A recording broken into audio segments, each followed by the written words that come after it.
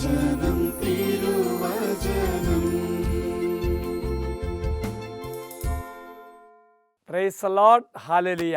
യേശുവിൽ ഏറ്റവും സ്നേഹം നിറഞ്ഞ സഹോദരി സഹോദരന്മാരെ, വചനപ്രഘോഷണ ശുശ്രൂഷയിലേക്ക് എല്ലാവരെയും പ്രാർത്ഥനാപൂർവ്വം സ്വാഗതം ചെയ്യുന്നു.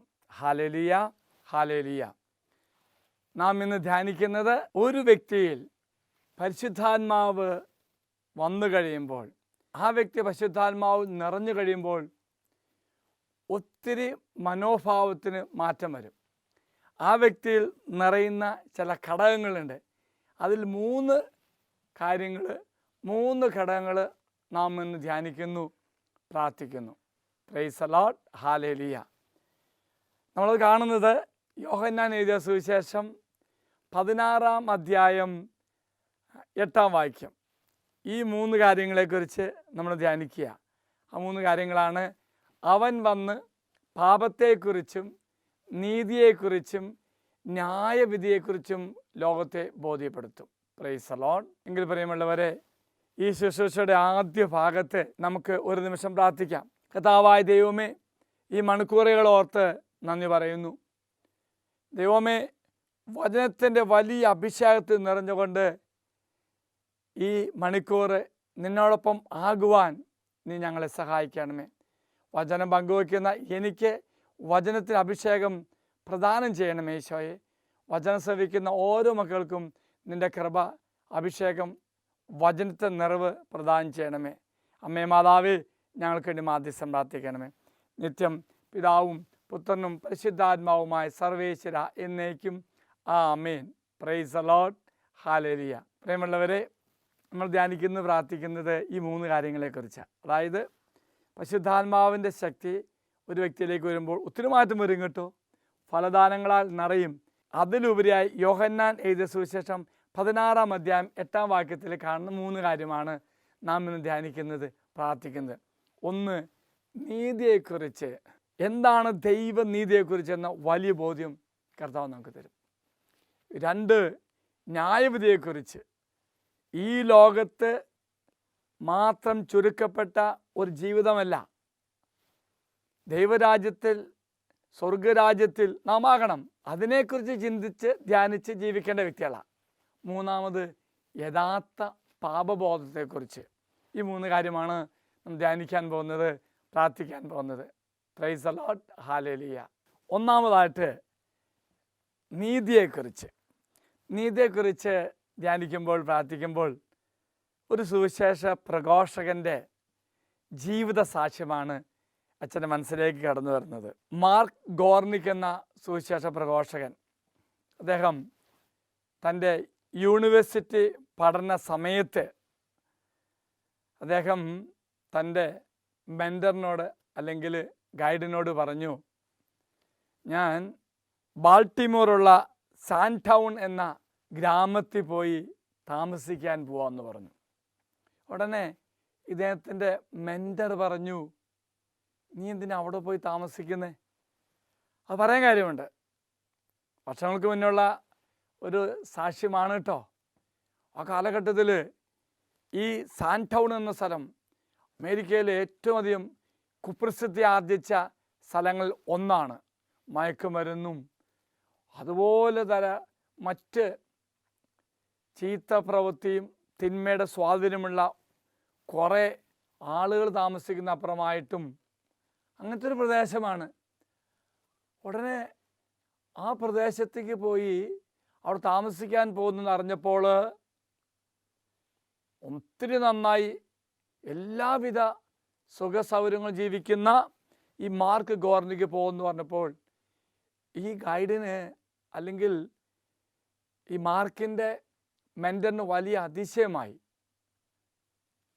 ഉടനെ മെൻറ്റർ ചോദിച്ചു, എന്തിനാ നീ അവിടെ പോയി ജീവിക്കുന്നത്? അപ്പോൾ ഈ മാർക്ക് പറഞ്ഞ ഒരു ഉത്തരമുണ്ട്, നീതി ചെയ്യുവാൻ, നീതിക്ക് വേണ്ടി ജീവിക്കുവാൻ. അവിടെ പ്രത്യേക ഒരു വിഭാഗം ജനങ്ങൾ മാത്രം താമസിക്കുന്നതാണ്, വേറെ ആരും അങ്ങോട്ട് പോകത്തില്ല. അത്രമാത്രം മയക്കുമരുന്നിൻ്റെയും കള്ളക്കടത്തിൻ്റെയും ഒക്കെ ഒരു കേന്ദ്രമായിരുന്നു ഈ സുവിശേഷ പ്രഘോഷകൻ മാർക്ക് ഗോർണിക്ക്. പിന്നീട് വലിയ സുവിശേഷ പ്രഘോഷകനായി. ആ സമയത്ത് ഇദ്ദേഹത്തിൻ്റെ മെൻറ്ററെ അല്ലെങ്കിൽ ഗൈഡിന് വീണ്ടും കണ്ടപ്പോൾ ഈ മാർക്ക് ഗോർണിക്ക് പങ്കുവച്ച ഒരനുഭവം ഇപ്രകാരമായിരുന്നു. ഒരിക്കൽ പോലീസ് ഓഫീസേഴ്സിൻ്റെയും കള്ളക്കടത്ത് നേതാവിൻ്റെയും നടുവിൽ പെട്ടുപോയി.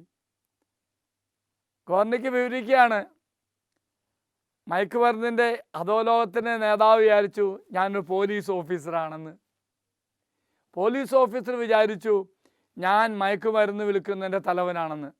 അപ്പോൾ ഈ സുവിശേഷ പ്രഘോഷം പറയാണ്, ആരാണ് ആദ്യം എനിക്ക് വെടിവെക്കുന്നതെന്ന് എന്ന് ഓർത്തിരുന്നു എന്ന്. എല്ലാത്തരം സുരക്ഷിതത്വവും സംരക്ഷണവും ഒക്കെ ഉണ്ടായിരുന്ന ഈ മകൻ എന്തിനാണ് പോയത്?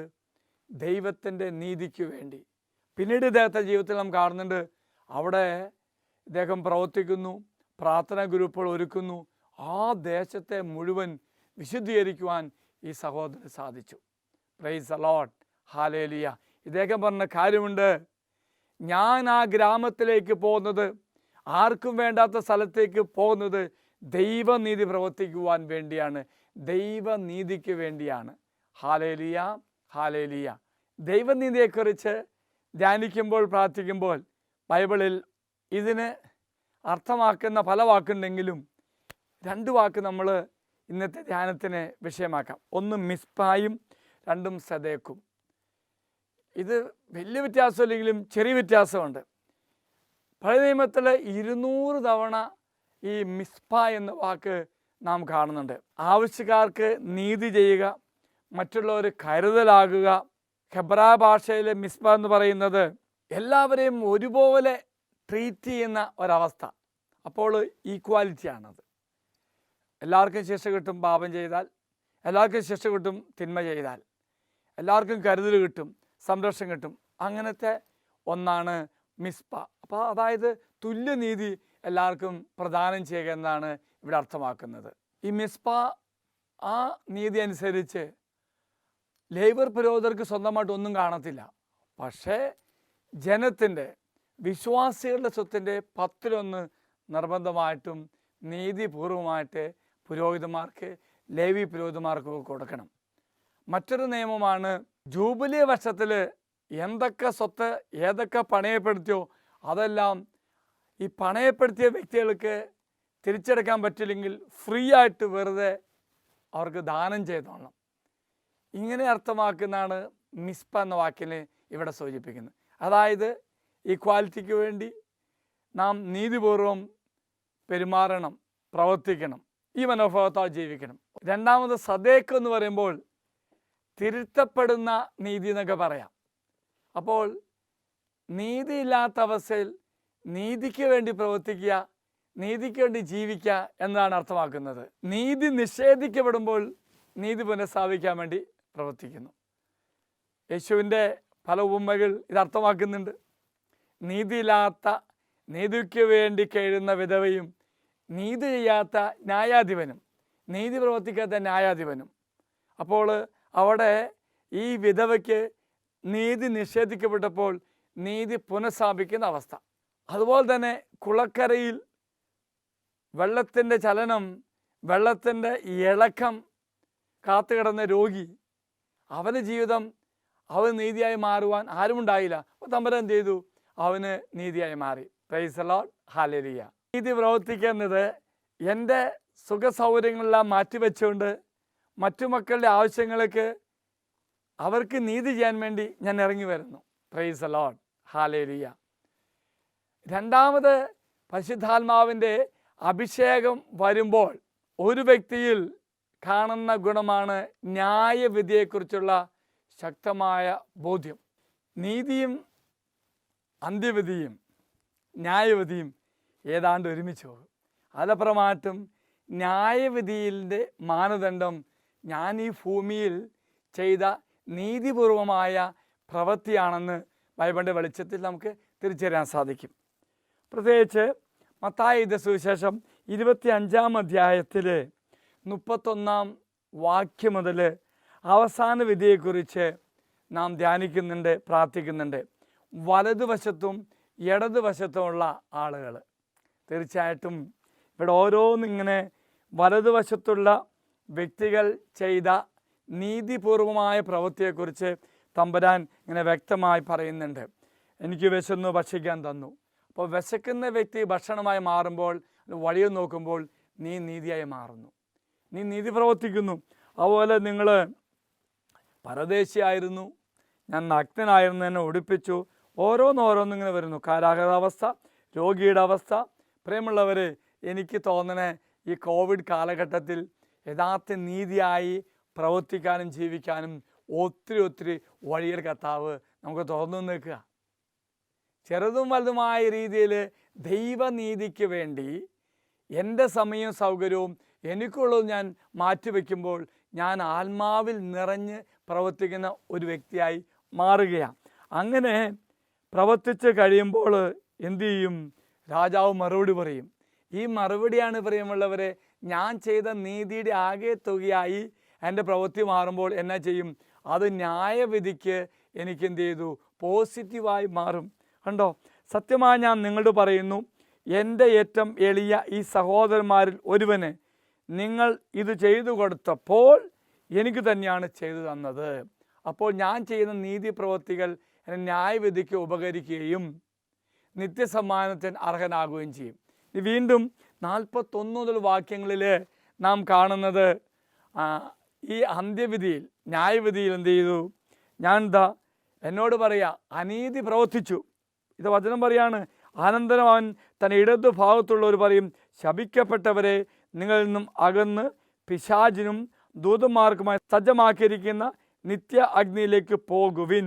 എന്നിട്ട് പറയാണത്, മറ്റോടത്ത് പോസിറ്റീവായി പറഞ്ഞു, ഇവിടെ നെഗറ്റീവായി പറഞ്ഞു. നീ നീതി ചെയ്യുവാനും നീതി പ്രവർത്തിക്കാനും നിനക്ക് ഒത്തിരി അവസരമുണ്ടായി. ദാഹിച്ചു വന്നവൻ നീ വെള്ളം കൊടുത്തില്ല, വിശന്നു വന്നവൻ നീ ഭക്ഷണം കൊടുത്തില്ല, നഗ്നായി വന്നവൻ നീ ഉടുപ്പിച്ചില്ല. ഇങ്ങനെ ഓരോന്ന്. എൻ്റെ എന്താ പറഞ്ഞറിയാമോ? എൻ്റെ കർത്താവ് എന്താ പറയുന്നത്? നീ നീതിയല്ല പ്രവർത്തിച്ച്, അനീതി പ്രവർത്തിച്ചു. അവിടെ എന്നാ ചെയ്യണം? നീ നിത്യ നരകത്തിലേക്ക് പോകണം. Price the Lord, hallelujah. ഇതുകൊണ്ടാണ് പ്രിയമുള്ളവരെ ഞാൻ നീതി ചെയ്യുക എന്നത് നന്മ പ്രവർത്തിക്കുക എന്ന് അർത്ഥമാക്കുന്നത്. അപ്പോൾ നീതി ചെയ്യുമ്പോൾ അതെൻ്റെ നിത്യവിധിക്കുള്ള മാനദണ്ഡമായി മാറും. പ്രൈസ് ദി ലോർഡ്, ഹല്ലേലൂയ. പ്രിയമുള്ളവരെ, മൂന്നാമതായിട്ട് ഒരു വ്യക്തിയിൽ ആത്മാവിൻ്റെ പ്രവർത്തനം വരുമ്പോൾ കാണുന്ന മനോഭാവത്തെ വ്യത്യാസം എന്ന് പറയുന്നത് യഥാർത്ഥമായ അനുതാപത്തിലേക്ക് അവനെ നയിക്കും. അവൻ്റെ ജീവിതം അനുദപിക്കുന്ന ഒരു വ്യക്തിയുടെ പ്രതിഫലനത്തിൻ്റെ രൂപമായി മാറുകയാണ്. Price the Lord, hallelujah. അപ്പോൾ യഥാർത്ഥ അനുതാപം ദൈവം തരുന്നത് പരിശുദ്ധാത്മാവിലൂടെയാണ്. സഖറിയായുടെ പുസ്തകം 12-10 കർത്താവ് പറയുന്നുണ്ട്, ഞാൻ ദാവീദ് ഭവനത്തിൻ്റെയും ജെറുസലേം നിവാസിയുടെ മേൽ കൃപയുടെയും പ്രാർത്ഥനയുടെയും ചൈതന്യം പകരും. Price the Lord. നമുക്ക് പറയാനുള്ളവരെ, ഞാൻ ദാവീദ് ഭവനത്തിൻ്റെയും ജെറുസലേം നിവാസിയുടെ മേൽ, അതായത് നാം ദാവീദ് ഭവനത്തിലെ അംഗങ്ങളാണ്, പുതിയ ജെറുസലേം നിവാസികളാണ് നമ്മൾ. അപ്പോൾ എൻ്റെ മേലാണ് എന്ത് സംഭവിക്കുന്നത്? കൃപയുടെയും പ്രാർത്ഥനയുടെയും ചൈതന്യം പകരും. അപ്പോൾ എന്തു ചെയ്യും? അപ്പോൾ തങ്ങൾ കുത്തി മുറിവേൽപ്പിച്ചവനെ നോക്കി നിൽക്കുമെന്ന് പറയുമ്പോൾ ഈ യഥാർത്ഥമായ ചൈതന്യത്തിൻ്റെ, യഥാർത്ഥമായ അനുതാപത്തിൻ്റെ ചൈതന്യം വരുമ്പോൾ ഞാൻ യേശുവിലേക്ക് മാത്രം നോക്കി നിൽക്കും. വീണ്ടും പറയുമുള്ളവരെ, അങ്ങനെ നോക്കി നിൽക്കുക മാത്രമല്ല, ഏകജാതനെ എന്ന പോലെ അവർ കരയും. ഈ കരച്ചിൻ്റെ അവസ്ഥ എന്ന് പറയുന്നത്, ഞാൻ തമ്പുരാനിലേക്ക് നോക്കും. വീണ്ടും നമ്മൾ ഈ സഖറിയായുടെ പുസ്തകം തൊട്ടു മുന്നിലെ വാക്യങ്ങളിലേക്ക് നോക്കുമ്പോൾ ദൈവജനം ദൈവത്തോട് കാണിച്ച അവിശ്വസ്തത, അതിന് അവരെ വലിയ കുറ്റബോധത്തിലേക്കൊക്കെ നയിച്ചു. ആ സമയത്ത് യഥാർത്ഥ അനുതാപം അവരിലേക്ക് വരുമ്പോൾ ദൈവം അവരിലേക്ക് കൃപയും അനുഗ്രഹവും ചൊരിഞ്ഞു. ആ ചൊരിയുന്ന നിമിഷത്തിൽ എന്ത് ചെയ്തു? അവർ മുറിപ്പെടുത്തിയതിലേക്ക് നോക്കി, അതായത് യേശുവിലേക്ക് നോക്കി. യെശയ്യാ പ്രവാചകന്റെ പുസ്തകം 44 അതാണ് കാണുന്നത്. അപ്പോൾ ഈ യഥാർത്ഥ അനുതാപത്തിൻ്റെ കൃപ എന്നിലേക്ക്, ജെറുസലേം നിവാസിയായി ഞാൻ, പുതിയ ജനമായി ഞാൻ, എന്നിലേക്ക് ചൊരിയപ്പെടുമ്പോൾ ഞാൻ ആരിലേക്ക് നോക്കും? മുറിവേൽപ്പിക്കപ്പെട്ട ക്രൂശനിലേക്ക് ഞാൻ നോക്കും. ഇനി ആ സമയത്ത് എൻ്റെ പാപത്തെ ഓർത്തുകൊണ്ട് ഞാൻ ചെയ്ത പാപത്തിൻ്റെ ഫലമായിട്ടാണല്ലോ ഇവൻ ഇത്രകാലം മുറിവേൽപ്പിക്കപ്പെട്ടത് എന്ന ചിന്തയോടുകൂടി വചനം പറയുന്നു, ആദിജാതനെ എന്ന പോലെ ദുഃഖത്തോടെ ഞാൻ കരയും. അപ്പോൾ ആദിജാതനെ ഓർത്ത പോലെ ഞാൻ കരയുമെന്ന് പറയുമ്പോഴും പ്രിയമുള്ളവരെ, നായിം വിധവയുടെ ആ സംഭവം നമ്മൾ മനസ്സിലേക്ക് കടന്നു വരണം.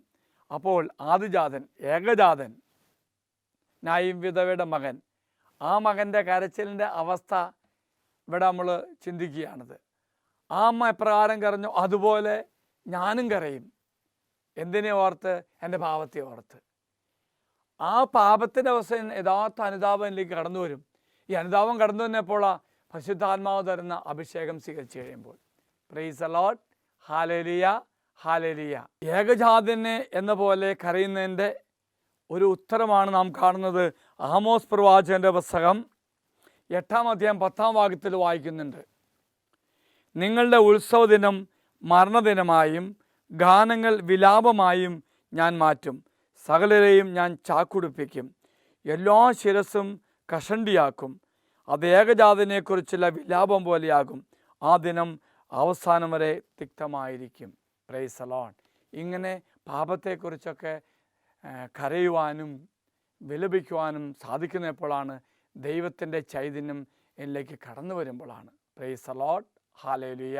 പ്രിയമുള്ളവരെ, ഇങ്ങനെ മാറത്തടിച്ച് വിലപിച്ച് കരയുന്ന മക്കള്, അനുതാപ ചൈതന്യത്തിൽ നിറയുന്ന മക്കൾക്ക് എന്ത് സംഭവിക്കും? വെളിപാട് പുസ്തകം 1-ാം അധ്യായം 7-ാം വാക്യം, ഇതാ അവൻ മേഘങ്ങളുടെ അകമ്പടിയോടുകൂടി ആഗതനാകുന്നു. കർത്താവിനെ കുറിച്ചാണ് പറയുന്നത്. ഓരോ മിഴിയും അവിടുത്തെ കാണും. അപ്പോൾ ഇതുപോലെ കരയുന്ന മക്കൾ, പാപത്തെക്കുറിച്ച് ഓർത്ത് കരയുന്ന മക്കൾ, ഓരോ വ്യക്തികളും അവനെ കാണും. അവനെ കുത്തി മുറിവേൽപ്പിച്ചവരും മാറത്തടിച്ച് വിലപിക്കുന്ന ഭൂമിയിൽ സർവ്വഗോത്രങ്ങളും അവനെ ദർശിക്കും. ഇതാണ് പ്രിയമുള്ളവരെ, യഥാർത്ഥ അനുതാപത്തോടുകൂടി ഞാൻ കരയുമ്പോൾ, ഞാൻ വിലപിക്കുമ്പോൾ എന്തു ചെയ്തു? അവനെനിക്ക് മേഘത്തേരിൽ വരുന്ന കർത്താവിനെ എനിക്ക് കാണാൻ സാധിക്കും. Price the Lord, hallelujah. ഇതാണ് യഥാർത്ഥമായ അനുതാപത്തിൻ്റെ അവസ്ഥയെക്കുറിച്ച് നമുക്ക് ധ്യാനിക്കുമ്പോൾ നമ്മുടെ മനസ്സിലേക്ക് കടന്നു വരുന്നത്. ഇനി പ്രിയമുള്ളവരെ, ഈ ഒരു പശ്ചാത്തലത്തിൽ നിന്നുകൊണ്ട് നമ്മൾ അനുതാപത്തിൻ്റെ അവസ്ഥ ധ്യാനിക്കുമ്പോൾ ദാവീദ് രാജാവും തീർച്ചയായിട്ടും സോളമനും സാവൂളൊക്കെ നമ്മുടെ മനസ്സിലേക്ക് കൊണ്ടുവരുന്നത് നന്നായിരിക്കും. ഈ സാവൂള് പ്രകാരമാണ് ദൈവകൃപയ്ക്ക് മറുതലച്ചുകൊണ്ട് തമ്പുരാനിൽ നിന്നും അകന്നത്. ഇവർ 3 കൂട്ടരും പാപം ചെയ്തു, 3 പേരും പാപം ചെയ്തു. അതുപോലെ സോളമനും പാപം ചെയ്തു, ദാവീദും പാപം ചെയ്തു. എങ്കിലും ഈ 3 പേരിൽ നാം കാണുന്ന ചില പ്രത്യേകതയുണ്ട്. Hallelujah, hallelujah, hallelujah. സോളമൻ ചെയ്ത പാപത്തിൻ്റെ അവസ്ഥ നോക്കുമ്പോൾ 1 രാജാക്കന്മാർ 11-ാം അധ്യായം 6 മുതൽ വാക്യങ്ങളിൽ ഈ സോളമൻ രാജാവ് ചെയ്ത പാപത്തിൻ്റെ അവസ്ഥ. ഇവിടെ സോളമൻ്റെ അനുതാപത്തിൻ്റെ അവസ്ഥയൊന്നും യഥാർത്ഥ അനുതാപമല്ല എന്ന് നമുക്കറിയാം. ഇവൻ ചെയ്ത പാപത്തിൻ്റെ, ഈ രാജാവ് ചെയ്ത പാപത്തിൻ്റെ ഫലമായിട്ട് അവൻ ശിക്ഷിക്കപ്പെടുന്ന വ്യക്തിയായിരുന്നു. എങ്കിലും യഥാർത്ഥ അനുതാപത്തിലൂടെ കടന്നുപോയ ദാവീദ്, ഈ സോളമൻ്റെ പിതാവായ ദാവീദിനെ ഓർത്തുകൊണ്ടാണ് കർത്താവ് സോളമനെ ശിക്ഷിക്കാതിരുന്നതെന്ന് 12-ാം വാക്യത്തിൽ വായിക്കുന്നുണ്ട്. എന്നാൽ നിൻ്റെ പിതാവായ ദാവീദിനെ ഓർത്ത് നിൻ്റെ ജീവിതകാലത്ത് ഇത് ഞാൻ ചെയ്യുകയില്ല. നിൻ്റെ മകൻ്റെ കാര്യങ്ങളിൽ നിന്ന് അത് ഞാൻ വേർപെടുത്തും. പ്രൈസ് ദി ലോർഡ്, ഹല്ലേലൂയ. സോളമൻ ചെയ്ത പാപത്തിൻ്റെ അവസ്ഥയാണെങ്കിലും അവനെ കർത്താവ് ശിക്ഷിക്കുന്നില്ല. നന്മ ചെയ്ത് ജീവിച്ച യഥാർത്ഥ അനുതാപത്തിൻ്റെ അവസ്ഥയുടെ കടന്നുപോയ ദാവീദിനെ ഓർത്തുകൊണ്ടാണെന്ന് നാം തിരിച്ചറിയുന്നു. പ്രൈസ് ദി ലോർഡ്, ഹല്ലേലൂയ. ദാവീദും പാപം ചെയ്തു, പക്ഷേ യഥാർത്ഥമായ അനുതാപത്തിൻ്റെ അവസ്ഥ നാം ദാവീദിൽ കാണുന്നുണ്ട്. 2 സാമുവേൽ 24-ാം അധ്യായം 10-ാം വാക്യത്തിൽ നാം കാണുകയാണ്. ജനസംഖ്യ എടുത്തു കഴിഞ്ഞപ്പോൾ ദാവീദിന് മനസാക്ഷി കുത്തുണ്ടായി. ദാവീദ് കർത്താവിനോട് പറഞ്ഞു, ഞാൻ കൊടും പാപം ചെയ്തിരിക്കുന്നു. കർത്താവേ, അങ്ങയുടെ ദാസൻ്റെ പാപം പൊറുക്കണമേ. ഞാൻ വലിയ ഭോഷത്വം പ്രവർത്തിച്ചിരിക്കുന്നു.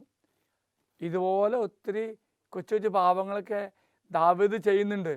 പക്ഷേ ആ പാപത്തെക്കുറിച്ചെല്ലാം ഓർത്തുകൊണ്ട് അനുതപിച്ചുകൊണ്ട് എൻ്റെ ദൈവത്തെ ഞാൻ വേദനിപ്പിച്ചല്ലോ എന്ന വലിയ വേദന ദാവീദിനുണ്ടായി.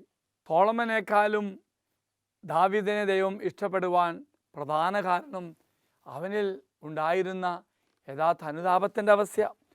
2 സാമുവേൽ 24 അധ്യായം 10 വാക്യത്തിൽ വായിക്കുന്നുണ്ട്, ദാവീദ് സോളമനേക്കാൾ നല്ല രാജാവായി മാറിയത് എന്തുകൊണ്ടാണ്? ദൈവത്തിന് സ്വീകാര്യമായ വ്യക്തി ആയത് എന്തുകൊണ്ടാണ്? അവൻ്റെ ഉള്ളിലുണ്ടായിരുന്ന യഥാർത്ഥ അനുതാപമാണ്. സോളമനെക്കുറിച്ച് ചിന്തിക്കുമ്പോൾ 1 രാജാക്കന്മാർ 11 അധ്യായം 4 വാക്യത്തിൽ സോളമൻ്റെ വലിയൊരു തിന്മയുടെ അവസ്ഥ കാണുന്നത്, സോളമന് വാർദ്ധക്യമായപ്പോൾ ഭാര്യമാർ അവൻ്റെ ഹൃദയത്തെ അന്യദേവന്മാരിലേക്ക് തിരിച്ചു. സത്യദൈവത്തിനും മാറ്റപ്പെട്ടുകൊണ്ട് അന്യദേവന്മാരിലേക്ക് അവൻ തിരിക്കപ്പെട്ടു കഴിഞ്ഞു. Price the Lord. വീണ്ടും 9 വാക്യം തമ്പുരാൻ വ്യക്തമായി സോളമന് പറഞ്ഞു, 2 പ്രാവശ്യം പ്രത്യക്ഷനാവുകയും അന്യദേവന്മാരെ സേവിക്കരുതെന്നും ആജ്ഞാപിച്ച ദൈവം ഇസ്രായേൽ ദൈവമായ കർത്താവെന്നും അവൻ അകന്നുപോയി. അവിടുത്തെ കൽപ്പന പാലിക്കാതിരിക്കുകയും ചെയ്തതിനാൽ എന്ത് ചെയ്തു? ദൈവം അവനെ ശിക്ഷിച്ചു. Praise the Lord. ഹല്ലേലൂയ. വീണ്ടും 1 രാജാക്കന്മാർ 11 അധ്യായം 34 വാക്യത്തിൽ നാം വായിക്കുന്നുണ്ട്, എങ്കിലും രാജ്യം മുഴുവൻ ഞാൻ അവനിൽ നിന്നും എടുക്കുകയില്ല. അവന് ജീവിതകാലം മുഴുവൻ ഞാൻ തിരഞ്ഞെടുത്തതും എൻ്റെ കൽപ്പനകളും നിയമങ്ങളും അനുസരിച്ചവനും എൻ്റെ ദാസനും ആയ ദാവീദിനൊത്ത് ഞാൻ അവൻ രാജാവായി നിലനിർത്തും. അപ്പോൾ പ്രിയമുള്ളവരെ, ഇതാണ് സോളമൻ്റെ അവസ്ഥ. ഇനി അടുത്ത് നമ്മൾ കണ്ടു കഴിഞ്ഞു, ദാവീദിനെ ദൈവം ഏറ്റവും ഇഷ്ടപ്പെടാൻ കാര്യം അവൻ്റെ ഉള്ളിലെ അനുതാപത്തിൻ്റെ അവസ്ഥയാണ്. യഥാർത്ഥ അനുതാപം സോളമനോ സാവൂളിലോ ഒന്നും കാണാതിരുന്ന ഈ അവസ്ഥയാണ്. പ്രിയമുള്ളവരെ, അനുതാപത്തിൻ്റെ അവസ്ഥയിലൂടെ ദാവീദ് കടന്നുപോയപ്പോൾ ഈ ദാവീദിനെക്കുറിച്ച് യെശയ്യാ പ്രവാചകനും ജെറമ്യാ പ്രവാചകനൊക്കെ പറയുന്ന വാക്കുകൾ അനുതാപത്തിൻ്റെ ശക്തി തിരിച്ചറിയാൻ സാധിക്കും.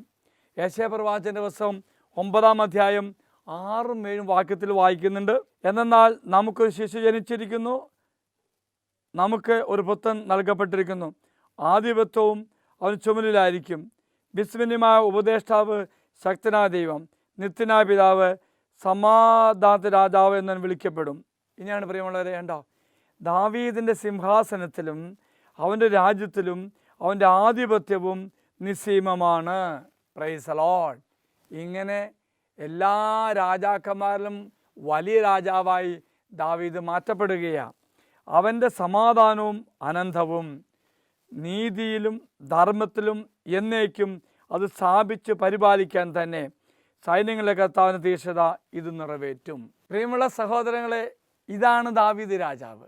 യെശയ്യാ പ്രവാചകൻ വെളിപ്പെടുത്തുന്നു, എല്ലാവർക്കും സ്വീകാര്യനായ, ശക്തനായ, നീതിയിലും ധർമ്മത്തിലും എന്നും ആർക്കും സ്ഥാപിക്കാൻ പറ്റാത്ത ഒരു രാജ്യത്തിൻ്റെ രാജാവായി ദാവീദിനെ കർത്താവ് ഉയർത്തി.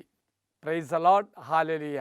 ഈ അനുതാപത്തിൻ്റെ വലിയ ഉദാഹരണമായ ദാവീദിനെ കുറിച്ച് ജെറമ്യാ പ്രവാചകൻ പറയുന്നുണ്ട്. ജെറമ്യാ പ്രവാചകന്റെ പുസ്തകം 23 അധ്യായം 5-6 വാക്യം, ഇതാ ഞാൻ ദാവീദിൻ്റെ വംശത്തിൽ നീതിയുടെ ശാഖ മുളപ്പിക്കുന്ന ദിവസം വരുന്നു. കർത്താവ് അരുളിച്ചെന്നു, അവൻ രാജാവായി വാഴുകയും ബുദ്ധിപൂർവ്വം ഭരിക്കുകയും ചെയ്യും. നാട്ടിൽ നീതിയും ന്യായവും അവൻ നടപ്പിലാക്കും. Price the Lord. ഹല്ലേലൂയ. വീണ്ടും 6 വാക്യത്തിൽ പറയുന്നു, അവൻ്റെ നാളുകളിൽ യൂദാ രക്ഷിക്കപ്പെടും, ഇസ്രായേൽ സുരക്ഷിതമായിരിക്കും. കർത്താവാണ് ഞങ്ങളുടെ നീതി എന്ന പേരിലായിരിക്കും അവൻ അറിയപ്പെടുക. നോക്കുകണ്ടോ, ഇതാണ് ഓർക്ക് പ്രിയമുള്ളവർ, കർത്താവാണ് ഞങ്ങളുടെ നീതി എന്ന പേരിലായിരിക്കും അവൻ അറിയപ്പെടുക. Praise the Lord. ഹല്ലേലൂയ. നീതിയും സമാധാനവും നിറഞ്ഞ ഒരു രാജാവായി ഇവൻ മാറുന്നത് യഥാർത്ഥമായി ബാക്കി ആരിലും കാണാത്ത അനുതാപത്തിൻ്റെ അവസ്ഥ. ഞാൻ പാപം ചെയ്ത നിമിത്തമായിട്ട് എൻ്റെ ദൈവത്തിൽ നിന്ന് ബന്ധം അകന്നല്ലോ എന്ന ചിന്തയിലൂടെ ദാവീദ് ഏറെ കരഞ്ഞ് പ്രാർത്ഥിക്കുന്ന ഒരവസ്ഥ കാണുകയാണ്. അതുകൊണ്ടാണ് ഈ ദാവീദിൻ്റെ ആ കരുണയ്ക്ക് വേണ്ടിയുള്ള പ്രാർത്ഥന ഒത്തിരി അർത്ഥവത്താണ്. പറയുമുള്ളവരെ, ദാവീദ് പ്രാർത്ഥിക്കുന്നില്ലേ, ഞാൻ പാപം ചെയ്യുമ്പോൾ എന്നിൽ നിന്നും ആത്മാവിൻ്റെ അഭിഷേകം പോകുന്നു തിരിച്ചറിഞ്ഞ ദാവീദ് ദൈവത്തോട് പറയുന്നുണ്ട്, ആത്മാവിനെ എന്നും തിരിച്ചെടുക്കരുത് എന്ന്. പ്രിയമുള്ള സഹോദരി സഹോദരന്മാരെ, ഇതാണ് പ്രിയമുള്ളവരെ ദാവീദിനെ ദാവീദാക്കുവാൻ അവനെ സഹായിച്ച ഒരു പ്രധാന ഘടകം യഥാർത്ഥമായ അനുതാപം. പ്രൈസ് ദി ലോർഡ്, ഹല്ലേലൂയ. എസേക്കിയേൽ പ്രവാചകൻ ഈ ദാവീദിനെ കുറിച്ച് പറയുന്നത്, എസേക്കിയേൽ പ്രവാചകന്റെ പുസ്തകം 34:21 ഞാൻ അവയ്ക്ക് ഒരു ഇടയനെ, എൻ്റെ ദാസനായ ദാവീദിനെ നിയമിക്കും. അവൻ അവയെ മേയ്ക്കും, അവൻ അവയെ പോറ്റുകയും അവിടെ ഇടയനായിരിക്കുകയും ചെയ്യും. പ്രൈസ് ദി ലോർഡ്, ഹല്ലേലൂയ, ഹല്ലേലൂയ. പ്രിയമുള്ള സഹോദരി സഹോദരന്മാരെ, യഥാർത്ഥ അനുതാപത്തിൻ്റെ മാതൃകയായി ദാവീദ് നാം കാണുന്നു, പ്രാർത്ഥിക്കുന്നു. എസേക്കിയേൽ പ്രവാചകനും ജെറമ്യാ പ്രവാചകനും യേശയ്യാ പ്രവാചകനും ഈ ദാവീദിനെ നമ്മുടെ മുന്നിൽ അവതരിപ്പിച്ചു. പുതിയ നിയമത്തിലേക്ക് വരുമ്പോൾ അവസാനം ഇവിടെ നമ്മൾ കാണുന്നത് നടപടി പുസ്തകത്തിൽ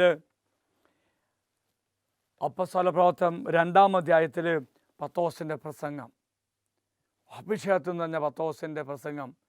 ആ പ്രസംഗം കേട്ടിരുന്ന ഓരോ മക്കളുടെ ജീവിതത്തിലേക്കും തങ്ങളുടെ പിതാക്കന്മാരും യഹൂദ പുരോഹിത പ്രമാണികളും ചെയ്ത ഓരോ പാപത്തിൻ്റെ അവസ്ഥ അവരുടെ മനസ്സിലേക്ക് കടന്നു വരികയാണ്. ആ ഒരു ബോധത്തിലേക്ക് നയിച്ചു.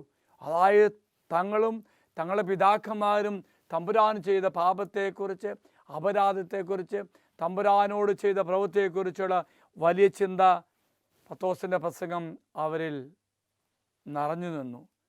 അപ്പുറമായിട്ടും തങ്ങളുടെ പ്രവൃത്തിയെക്കുറിച്ച് ചിന്തിക്കുവാൻ ആ പത്രോസിൻ്റെ പ്രസംഗം കാരണമായി. അപ്പം എന്ത് ചെയ്തു? ഇതാണ് പ്രിയമുള്ളവരെ, അഭിഷേകത്തിൽ നിറഞ്ഞുകൊണ്ട് പത്രോസ് പ്രസംഗിച്ചപ്പോൾ അപ്പോസ്തല പ്രവർത്തനം 2-ാം അധ്യായം 36 നിങ്ങൾ കുരിശിൽ തറച്ച യേശുവിനെ ദൈവം കർത്താവും ക്രിസ്തുമാക്കി ഉയർത്തിയെന്ന് ഇസ്രായേൽ മുഴുവനും വ്യക്തമായി അറിയട്ടെ. ധൈര്യത്തോടുകൂടി പത്രോസ് പറഞ്ഞപ്പോൾ ആ മക്കളിൽ ആ വചനം അനുതാപമായി മാറി. അതുകൊണ്ടാണ് 37-ാം വാക്യത്തിൽ ദൈവം ആഗ്രഹിക്കുന്ന മാറ്റം ആ ഒരു ഒറ്റ പ്രസംഗത്തിൻ്റെ ഒറ്റ വരിയിലൂടെ സംഭവിക്കുക. 37-ാം വാക്യം, ഇത് കേട്ടപ്പോൾ അവർ ഹൃദയം നുറുങ്ങി പത്രോസിനും മറ്റ് അപ്പോസ്തലന്മാരും ചോദിച്ചു, സഹോദരന്മാരെ ഞങ്ങൾ എന്താണ് ചെയ്യേണ്ടത്? ഹല്ലേലൂയ. നോക്ക് പ്രിയമുള്ളവരെ, അനുതാപത്തിൻ്റെ പ്രസംഗം കേട്ടപ്പോൾ യഥാർത്ഥമായ അനുതാപത്തിലേക്ക് അവരെ കർത്താവ് നയിച്ചു. അപ്പോൾ അവർ പറഞ്ഞു, ഇത് കേട്ടപ്പോൾ അവർ ഹൃദയം നുറുങ്ങി പത്രോസിനും മറ്റ് അപ്പോസ്തലന്മാരും ചോദിച്ചു, സഹോദരന്മാരെ ഞങ്ങൾ എന്താണ് ചെയ്യേണ്ടത്? Hallelujah, hallelujah, hallelujah. പ്രിയമുള്ള സഹോദരി സഹോദരന്മാരെ, നാം ധ്യാനിച്ച് പ്രാർത്ഥിച്ചത് ഒരു വ്യക്തിയിൽ പരിശുദ്ധാത്മാവ് കടന്നു വരുമ്പോൾ ഒത്തിരി മാറ്റം വരും. പ്രത്യേകിച്ച് മനോഭാവത്തിൽ വരുന്ന 3 മാറ്റങ്ങളാണ്. അതായത് നീതിയെക്കുറിച്ച്, യഥാർത്ഥ ദൈവനീതി എന്തെന്ന് ഞാൻ തിരിച്ചറിയും, ആ നീതിക്ക് വേണ്ടി ഞാൻ പ്രവർത്തിക്കുകയും ചെയ്യും. ആ നീതി സംസ്ഥാപിക്കപ്പെടുവാൻ വേണ്ടി ഞാൻ എൻ്റെ കംഫർട്ട് സോണിൽ നിന്നും മാറി ഏതവസ്ഥയിലേക്കും ദൈവനീതിക്ക് വേണ്ടി പ്രവർത്തിക്കാൻ ഞാൻ തയ്യാറാകും. വീണ്ടും ഞാൻ ചെയ്യുന്ന നീതിയാണ് എൻ്റെ ന്യായവിധിയുടെ മാനദണ്ഡമെങ്കിൽ നീതി ചെയ്ത് നന്മ ചെയ്ത് ന്യായവിധിയെ സ്വീകരിക്കാൻ എനിക്ക് സാധിക്കണം. 3-ാമത് കണ്ടത് യഥാർത്ഥ അനുതാപം. ആ അനുതാപം എന്ന് പറയുന്നത് ദൈവത്തിൻ്റെ ആത്മാവും ശക്തിയും ചൈതന്യം എന്നിലേക്ക് കടന്നു വരുമ്പോൾ ഞാൻ എൻ്റെ ദൈവത്തെ വേദനിപ്പിച്ചല്ലോ എന്ന് ഓർത്തുകൊണ്ട് മുറിവേൽപ്പിച്ച അവനെ നോക്കി കരയുമ്പോൾ ആ ഒരു കരച്ചിൽ ഏകജാതി നഷ്ടപ്പെട്ട ഒരു വിധവയെപ്പോലെ ഞാൻ കരയും. യഥാർത്ഥ അനുതാപം എന്നെ ദൈവത്തിലേക്ക് അടുപ്പിക്കുകയും ദാവീദ് രാജാവിനെ ദൈവം എപ്രകാരം ഉയർത്തി പറഞ്ഞോ അതുപോലെ ഞാനും ഉയർത്തപ്പെടും. തീർച്ചയായിട്ടും കർത്താവെല്ലാവരും അനുഗ്രഹിക്കട്ടെ. മറക്കരുത് 3 കാര്യം: യഥാർത്ഥ പാപത്തെക്കുറിച്ചും അനുതാപത്തെക്കുറിച്ചും നീതിയെക്കുറിച്ചും അന്ത്യവിധിയെക്കുറിച്ചും. ദൈവം എല്ലാവരും അനുഗ്രഹിക്കട്ടെ. നമ്മുടെ കർത്താവായ ശംശാകർവയും പിതാവായ ദൈവത്തിൻ്റെ സ്നേഹവും പരിശുദ്ധാത്മാവിന്റെ സഹവാസവും നാം എല്ലാവരോടും കൂടി ഉണ്ടായിരിക്കട്ടെ, ഇപ്പോഴും എപ്പോഴും എന്നേക്കും. ആമേൻ. Praise the Lord.